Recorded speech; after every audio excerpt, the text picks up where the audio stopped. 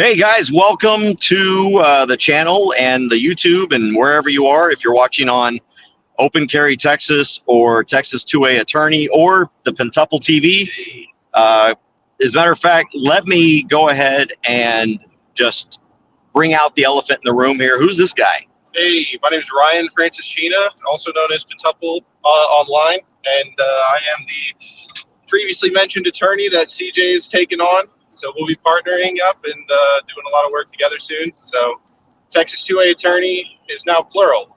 That's right, Texas 2A Attorneys. And so Ryan's going to be a second attorney once we get him licensed here in Texas. He is a licensed attorney in the state of Maryland. So he is able to talk about federal issues as well as I am. But for right now, just for the record, he is not a Texas attorney. And but he's been shadowing me, and I'm going to have help fighting the fight that we have here in Texas coming very soon. I know Ryan. I've known him for years because we went to law school together. And obviously, I would not bring somebody all the way from Maryland to Texas if I didn't think that he had the same standards and believed in freedom as I do. And believe me, he does. And most notably, we took constitutional law together. Yes. So we were in the same class fighting the good fight in all of those debates and discussions. Probably the only two guys that spoke on everything, had an opinion, you know, because most people didn't like talking. Yeah, we were the ones that controversial subject would come up and people looking back to see how we're reacting to. That's right. But what we're talking about today is the case in Rockwall that is now over with. The case did end in a hung jury, but I want to get into what happened. And before I do that, though, because this may end up being a long video, so I want to get some major facts out and points and information out first. First is Rockwall, Texas, November 8th, 12 o'clock, open carry rally at the park. The, oh shoot, what was that park's name? You remember? Fox Chase Park. Yeah, Fox Chase Park. Fox Chase Park. November 8th, Rockwall, Texas, high noon, open carry rally. Okay? And bring it. So, gonna have to worry about people. If you see that, just hang up on it. Yeah, so you want me to go? I'll go through the facts of this case. Go ahead. All right, so this was State v. Summers. Chad Summers, a decorated veteran, 20 years in the armed services from 2001 to 2021. He was open carrying his rifle at Fox Chase Park, and a caller, an elderly woman who has no experience with guns and is terrified of guns, made a 911 call to the Rockwall Police Department. And they sent an officer over. I think they sent multiple units over immediately in response to the phone call. No allegations of anything other than just open carrying with his rifle. She didn't say she was alarmed. She didn't say, all she said was she left the park. Right. So he's walking around and she's asking him to stop. He's under the impression that it's a consensual stop. She actually agrees with him at one point. Well, Ryan, why would he be under the impression that it's a consensual stop? Well, he explained to her his understanding of when he's detained and that he was not detained. He says, I can walk away from this if I wanted. And she says, okay, that's fine. That was her exact language. So he offers to walk with them over to the water fountain to get more water. And as he begins to walk, another officer yells, no, stop. And he says, no, I won't stop. And they reach to grab his rifle and he steps away to create distance and he gets tackled. And in this moment, in these 14 seconds that they took him down, he's using his arms to push away the officers. They've got multiple guns to his head. Point blank. His head. Point blank. Right here. Touching his head at one point. He grabs one of the officers by the wrists and holds it out at length to prevent her from pointing the gun at him. Now, Ryan, where was that pistol when he grabbed her wrist? In her hand. Yeah, but where was it pointed? It was pointed at him, at his head. Well, at that point, it was his rib cage. Well, he pushes it down, and the gun's pointed at sort of his back end, but he's holding it down as to not be pointed at up here. Yeah, he's trying not to get shot. Right. And so he gets tackled, and they end up subduing him. They tase him, and they put him in handcuffs. No, he's been charged with attempt to take a peace officer's weapon. He's got 3 charges. One, the felony one is what he just said. Right. It's a state jail felony. That's what this trial was about exclusively, was attempt to take a peace officer's weapon. Attempt to take a peace officer's weapon. He's also charged with misdemeanor, disorderly conduct, carrying a firearm in a manner calculated to cause alarm. If you've been following this channel, you've heard that a million times. Dumbass cops and tyrants love that. That's what they use. And he's also been charged with resisting arrest, misdemeanor resisting. None of these are going to fly because he was never under arrest to resist, because he wasn't committing any crimes. But anyway, this charge specifically and only dealt with attempting to take a firearm from a peace officer. And there was multiple body cam angles that they had, and the only evidence that they presented as evidence of his attempt to take the peace officer's weapon is his grabbing of the wrist where he's holding it down. So I've got the gun in my hand. This is all he's doing right here. He's holding it at length, pushing it down with his left hand. Pushing it away from his body. Right, and the officers repeated that he was pulling it towards him, which was an incorrect fact. But he's pushing it down and holding it away. So let's get into the timeline of events here. So, and this is the testimony that is public. There's so we're going to talk about what is now on the public record. That is, Chad Summers goes to Fox Chase Park to exercise because, in his words, he's fat. That's his words. He's out there exercising because he's fat. That's what he tells the jury. That's what he tells the officers on the scene when they say, "What are you doing out here? Why are you out here walking with a gun?" Because I'm fat. And to be clear, he had a sling on his rifle, and at no point was he raising the rifle. He was lawfully open carrying in Texas. Yes. Everything he was doing was lawful. We've done it hundreds of times throughout the state. Literally hundreds of times. Tens of thousands of Texans have carried the exact same way as Chad was doing that day. By the time the first officer arrived, Chad had already done 2 laps around the entire park. And we're not talking like a little playground. We're talking like a city park where you could go and play flag football, softball, frisbee, soccer. I mean, you got big fields. There is a little section there with like a little water pad for children. There's a bathroom area, a big parking lot. It's not, it's probably, I don't know, it looked like it might have been about 4 acres or more. And it was not heavily populated on this day. There were only 3 other people that we can say for sure were at the park. And in the video, you can see virtually there's nobody at the park. Right. He passed by the woman that made the phone call. He passed by another man. And then he also passed by a woman with her child and a dog who had no concerns about him, by the way. She stopped to talk to them and pet their dog. No issues at all. So he makes 2 laps around the park. And at one point, he passes the woman that eventually becomes the caller. Now, by the way, there's only 1 phone call. Now, the police, during their testimony, say, "Oh, this is a crowded park. It's a very busy park. It's, this is a park with children and all that." But yet, not one piece of testimony showed that it was crowded, that there were a lot of people, or that there were children. Not that any of that matters. But, so he takes his 2 laps around. At one point, he passes the person who ends up being the caller, and she even testifies that he smiled at her as he passed. And she testified that he didn't make any threatening gestures. He didn't threaten her. He didn't make any movements. He didn't menace at her. He didn't carry the gun. She actually admitted on the stand that she felt it was possibly unreasonable that she was so scared because she's not familiar with guns. And she said in her own words that she sees what happens on TV. Yes. And that she said she admits that it might be an unreasonable fear of guns. So there's the call. And the call is simply, the call is no different than if you were to call and say, 911, there's somebody eating ice cream on a park bench. Okay? Because all she reports is, hey, there's a man walking with a rifle. And it's slung. He's not carrying it. As a matter of fact, he's drinking his Gatorade. He's got his medical pouch on him for his medications and stuff. He's he doesn't even have body armor on or anything.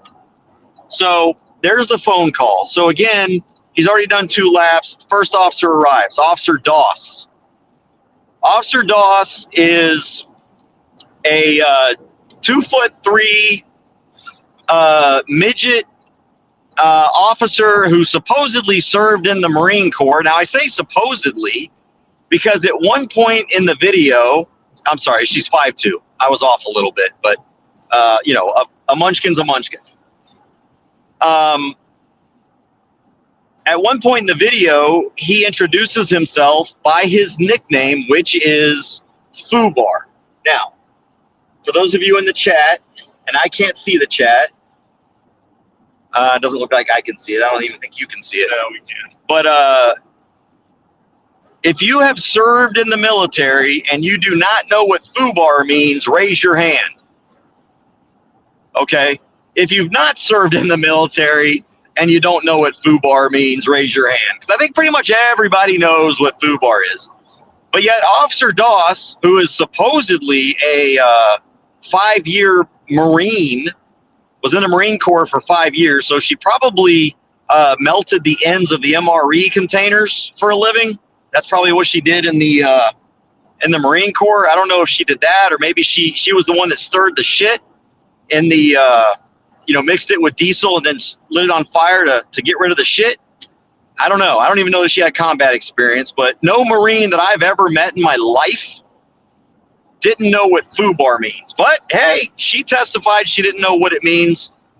Personally, I think she committed perjury. But anyway, he introduces himself as FUBAR. That's actually his nickname. That's what he goes by. So we actually had family photos of him with a bag on his head that said FUBAR on it. And we also had his body cam from the footage that day where the name of the body cam that he had that was collected for evidence said FUBAR on the video tag. Yeah, so there's all kinds of evidence that he's not even lying. Now, keep in mind, even though the prosecution throughout this entire case said that he failed to identify, he's not required to identify. He's not under arrest. He's not even being detained. There is one point where she says she's being detained, but then when he says for what crime, she says, well, I need to figure out what's going on. Sorry, that's not a crime. He's no longer detained. So he keeps walking. He's like, you can walk with me. If you want to talk to me, because she's like, let's just talk. Let's just talk. He's like, well, then you can walk with me. I'm out here to get exercise. If you want to talk to me, because it's a consensual encounter, you just come and walk with me. He wasn't, he did tell her at one point to fuck off. Geez, I do that every time I see a cop. Nothing wrong with that. There's no crime. The officer testified there was no crime. The video, she even agrees with him. I understand this is a constitutional carry state. I understand this is an open carry state. She admits that he's not breaking the law. However, on the stand and in her report after the fact, they try to claim disorderly conduct. That's what cops do to cover up for their bad behavior. They invent charges. That's what Officer Doss did, was she invented charges. So fast forward a little bit. He's telling her, hey, if you want to talk, you need to walk with me, or we need to get in the shade. So she pulls out her gun. She pulls out her gun. He gets upset because he's like, whoa, whoa, whoa, what do you think you're doing? And he's like, if you're going to talk to me, you're going to put that gun away. And he doesn't have his hands on his gun. He's resting it just like anybody else does. When you rest your hand on the buttstock of the gun, he's resting his hand on his rifle. Not a problem there. He's not touching the pistol grip or finger on the trigger or anything like that. He's resting his arm on the rifle. And so at that point, when he realizes it's not about talking, because now you've got a gun out and you're threatening to kill me, he just keeps walking. He's like, okay, yeah, this consensual encounter is over. We're not doing it. So she keeps following him. He finally gets into a point on the trail where they're in the shade. And she's like, okay, we're in the shade now, or you're in the shade. Now let's talk. He's like, okay. So he turns around and he's like, but look, she's like, take your hand off the gun. He's like, I'll take my hand off the gun when you take your hand off the gun. Put your gun away. I'll put my hand off the gun. But you're threatening me right now. And So they agree to do that. She puts her gun away. He tucks his rifle behind his arm. Instead of it being in front of him, he puts it to the side and tucks it under so that he has no access to it. It's behind his elbow. And they have a conversation. And he explains, and she agrees that he's just out exercising, and this is where he tells her he's fat. I'm exercising because I'm fat. And she says, well, don't you realize that, can't you agree that people will be alarmed? And he says, honestly, well, that's not my fault. If this is scary to them, they need to get help, which is true. If you're afraid of just an inanimate object, you need to get help. And it's evidenced by the fact that the caller herself even said it was an irrational fear. So she does need to get help on that issue. Is it not working? No, it's in mine. Oh, okay. So they're sitting there, they're talking. While they're talking, backup shows up. And there's about 4 other officers that show up. Another female who should not be a cop. Look, I'm just going to say it. You can call me a misogynist all you want. I have no problem with women being cops. But if you're 5'2" and you weigh maybe 80 pounds soaking wet, you have no business being a cop. And I'll even say this. If you're 5'2" male and you're only 80 pounds soaking wet, you have no business being a cop. If you can't handle physically the majority of the public because your job does demand physicality, if you can't single-handedly manage physically a suspect, you should not be a cop, period. And guess what that means? That means most women should not be cops. Because what happens when you can't physically handle a suspect? What is your only means of controlling a suspect? It's force. It's violence. That's it. You see all these fat cops, the reason they shoot people because they're running away is because they're too fat to follow them. So I would also say, I don't care if you're a 6'11" cop, but if you're 800 pounds, you don't deserve to be a cop either. So fat people shouldn't be cops. Short people that are tiny shouldn't be cops. The Now, Hegseth approach. what's that? The Hegseth approach. You need to be able to handle the mission. If you can't handle the mission, you shouldn't be wearing a badge. And if you're a coward, you shouldn't be wearing a badge. Unfortunately, that's 80% of the police force. So they're sitting there talking. He's drinking. They still have told him that it's a consensual encounter. She agrees with him. And he's like, okay, well, since we agree on this, essentially, and I'm paraphrasing, since we agree on this, I'm out of fluids. He had just drank the rest of his Gatorade. I'm out of fluids, so I'm going to walk this way. You're free to walk with me because I'm going to go get some water. And he says, since this is a consensual encounter, I'm free to go. And she's like, okay, that's fine. Literally, that's her word. Okay, that's fine. This is the officer that was the initial responding officer that had the conversation with him from the beginning.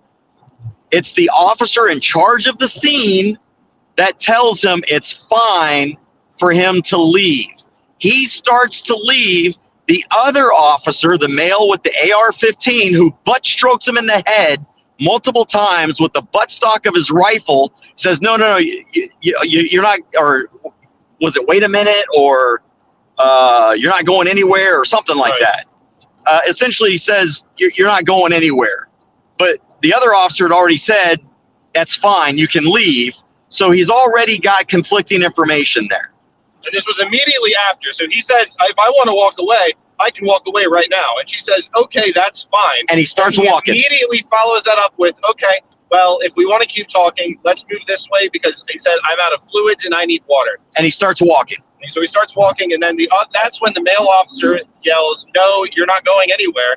And he says, I'm not stopping because he believes he is engaged in a consensual encounter. The officer has just agreed with him on this fact. And that's Krause. That was Officer Krause.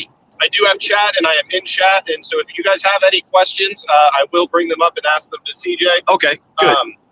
Is the body cam publicly available? It will be. It will be. We have the body cam, and we will upload it, so you guys will be able to see exactly what we saw.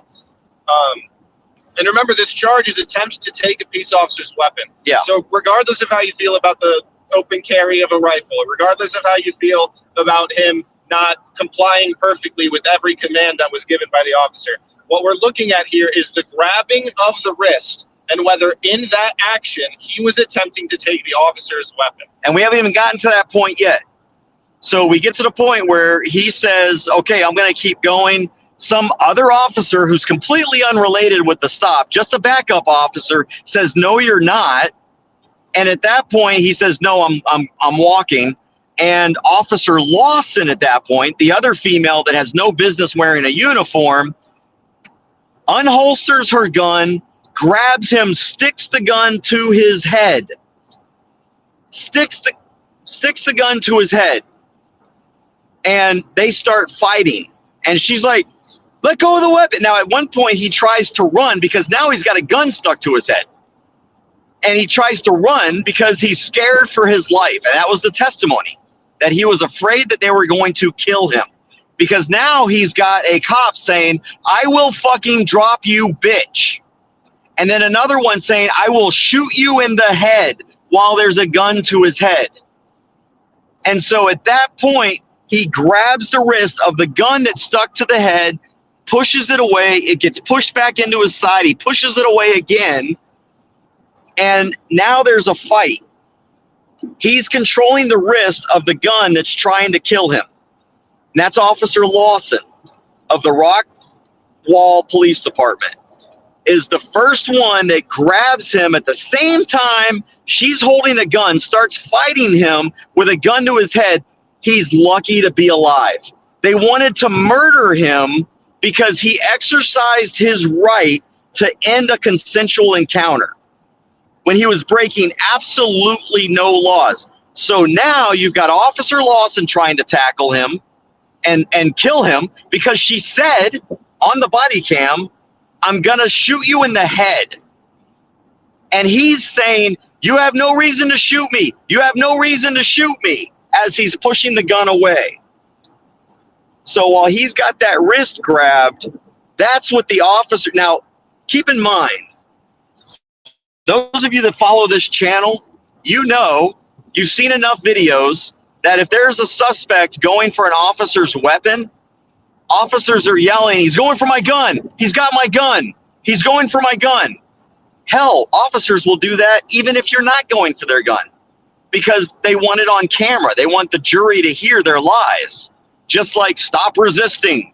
It's like trained in their classes or whatever that you have to yell stop resisting so that you have a charge for your brutality and for your corruption and all that. But not a single officer, not the officer who's got the quote unquote death grip. So apparently Chad has got a death grip, quote unquote, on her wrist, right? Now, if someone's got a death grip on the wrist of, a 100-pound soaking wet, 5'3" police officer that you can blow over with a straw, there's probably going to be some bruising. Guess how many pictures of her bruises there were? 0. The only picture of bruises they had is when they had finally tackled him and she was laying on his rifle so he couldn't access it, even though he was never trying to access his rifle. When he starts to run, of course, he grabs because, and this was the testimony as well, because if it was just flopping around and I'm trying to keep control of my rifle, because if that thing fires, it doesn't matter if it's accidental, on purpose, aimed at somebody, not aimed at somebody. If that rifle fires, I'm dead. As soon as they hear a gunshot, there's a million bullets coming into my body. And so he wanted to maintain possession of that rifle. Anyway, the only bruises she got was from her laying on top of the rifle. But you would think that a man who was, 240, he said? 240 pounds. 230 pounds is what he said he believed was his weight on the day. Yeah, so between 230, 240 pounds, and you're putting a quote-unquote death grip on, a little 100-pound Smurfette in uniform, you would think that if it was quote-unquote a death grip, and you could tell it wasn't, he's trying to keep from getting shot in the fucking head. Meanwhile, Officer Krause is butt stroking him in the head with the buttstock of his rifle, which, by the way, he never puts in his report. That's a use of force incident that he never puts in his police report. Gee, now why wouldn't he do that? And how did we even know that? Well, because another officer that showed up as they're fighting, so the fourth officer showed up when they were already on the ground and they're fighting, shows up and he starts like kicking him in the groin, punching him in the groin. I don't know what kind of training these people are being taught that you punch men in the fucking gonads. I understand diversionary strikes. I get that.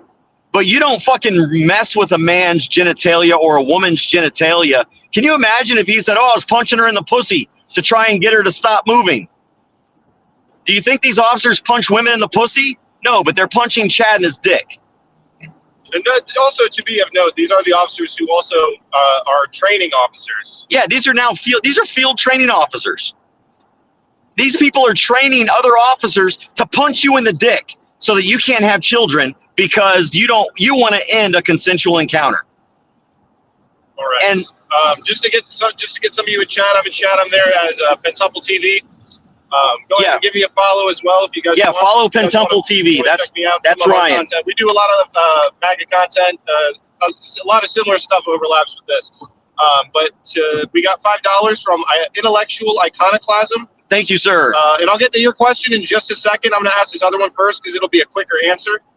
But from Sherry, we got, would this fall under self-defense against an unlawful assault? Okay, so yes and no. You cannot use self-defense against a police officer unless they are using excessive force. In this case, they were using excessive force because he did not present a danger to anybody. He was not aiming his gun. As a matter of fact, the officer Krause lied on the stand that Chad raised up his rifle. It's all on body cam. The whole video was played. It's on body cam. Not once did Chad raise his rifle. He never raised his rifle. You see him grab the rifle, stabilizing it downwards as he's stepping away. And in the moment that he would have raised it, you can clearly see he keeps and maintains that rifle pointed straight down at the ground. But the officer lied and said that he had raised it up. Yeah. And even though it was not, even though you can see all of this on body cam, and it never happened at any point. Yeah. So here they are. They used excessive force in this case. And so if they had charged him with assault on a peace officer, he definitely would have had the defense of self-defense. As a matter of fact, it's also a defense to self-defense in if you are attempt to take away a peace officer's weapon, or even if you take away a peace officer's weapon. It is a defense to prosecution that they were using excessive force. So let's say that they stop you for jaywalking, right? You're jaywalking. Police officer comes up to you. He sticks a gun in your face and says, "Stop right there." You have every right to take that gun away. And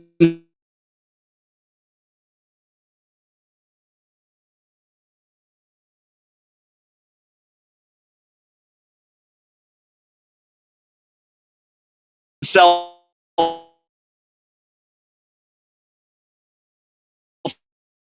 Yeah, I think we're still. There we go. Okay, we just went into a valley, so it might have. Yeah, we're still up. You're still up. So to get to the question from Iconoclasm, how do you compel them being Brady listed for the lies in the reports and on the stand? You file a police report first, is the first thing you do. Look, this is one of the things that more people need to be doing. You know, too many times what you want to do is just file a lawsuit. Everybody just needs to file these complaints whenever a officer does anything that is unconstitutional, unlawful, or whatever. The best way to get them onto the Brady. So, for example, I plan to try and get Krause onto Brady for lying under oath and for committing perjury when he said that Chad raised his gun up, and that's why he threatened to, quote, I will fucking drop you, dude. Or no, bitch. I will fucking drop you, bitch. But he lied to justify that. And here's the other funny lie that Krause told. he says that, oh, that's a de-escalation tactic. Ladies and gentlemen, let's just walk this through. A man decides peacefully, by the way, he's not even yelling. He doesn't yell at any point. It's a conversation. And he's not even me. Like, if it was me, you'd have heard a lot of fuck yous and fuck this, and you would have heard a lot of that. No, all he does is he says, okay, I'm going to walk this way. I'm going to go get some water. You're free to walk with me. And he says, no, stop. They try to grab him. They've got a gun pulled, and he starts running. And then Officer Krause, he says, I will fucking drop you, bitch. And then the other officer, Lawson, says, I will shoot you in the head. So anyway, so I'm gonna try and get him Brady'd because it's proven by the video that he lied under oath and tried to claim that Chad raised his weapon and was threatening children or something. Didn't he say something about threatening children? Well, no, that was in a hypothetical. Or running towards the park, the children's park. That's right. What it was. Even though there was no testimony that there were children in the park. All right. Thank you, Brett McCain, for your donation. Also, just to get, what was it? What was I going to say? Once again, if you're just joining us, November 8th at Fox Chase Park in Rockwall, Texas, we're going to go and we're going to walk a few laps in support of Chad Summers. And we're going to teach Rockwall Police Department about the law that they don't seem to understand. Now, we'll get to the other thing. What was the thing? Did you remember what it was? No, someone was commenting about the women cops comment, and I will just say it's not about them being a woman. It's about when you have in trial, they're emphasizing, oh, why are you so scared of just little old girl cop? Why are you scared of her? She's just a little baby, little girl, innocent cop. But she's got her firearm drawn on initial approach. She has her firearm drawn out of her holster, and she's holding it as she's approaching him for the first time. When he's doing visibly nothing wrong. He is walking, and he is open carrying, perfectly legal in the state of Texas. And by the way, during his laps, he stopped and had a conversation with a woman with a stroller. He stopped and petted another woman's dog. There was a man that walked by him, and they just smiled at each other. There's only one person that called the police, and she never said she was alarmed. It wasn't until the police extracted those words from her in subsequent interviews that she ever said alarmed. Yes, and also I remember so today was not a guilty verdict, but a mistrial because of a hung jury. It was 8-4 in favor of guilty. And the reason that the jury was hung up after I had spoken with them, and I'm not sure if you had spoken with any of the jury members, but after speaking with the jury members, the issue that they had was whether take and control were the same thing. Because when he grabs her wrist, they argue he has control of the weapon. Now you can have whatever feelings you want about that, but when he grabs the wrist and takes control of the weapon, as in preventing it from being pointed at his head as she wants it to be, is that a taking? Now, we actually looked into this specific question after the trial was over and discovered there is case law that does distinguish between those differences. To control the weapon by holding her wrist does not amount to a taking or an attempt to take a peace officer's firearm. Yeah, there's actually a case where a defendant was in an actual fight with the police, and the case, the court upheld the aggravated assault against the peace officer charge because he was assaulting the peace officer. Okay, I mean, he was beating him in the face, kicking him. I mean, the guy thought he was going to die, the cop. I mean, it was that bad. But at one point, they claimed that he was essentially trying to assault him with a gun, and then they also charged him with the attempt to take a peace officer's firearm. In that case, the evidence showed that all the defendant did was, and it didn't really show it, it was just the testimony, it was what the officer said.